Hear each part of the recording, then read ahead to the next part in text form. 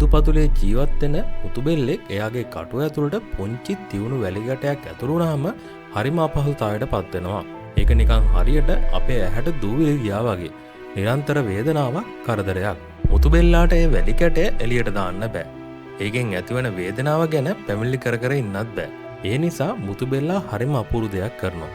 එයා ඒ වේදනාකාරී වැලි කැටය තමන්ගේ ශරීරයෙන්ම නිපදවන දිලිසෙන සිනිඳු ද්‍රව්‍යයකින් ආවරණය කරන්න පටන් ගන්නවා.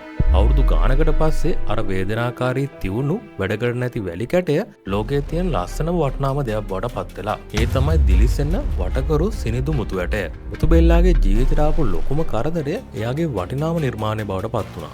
ඔයාගේ ජීවිතේට එන හැම කරදරයක්ම හැම වේදනාවක්ම අර වැලි කැටය වගේ. ඔයාට පුළුවන් ඒක ගැන පැමිණිලි කර කර ඉන්න.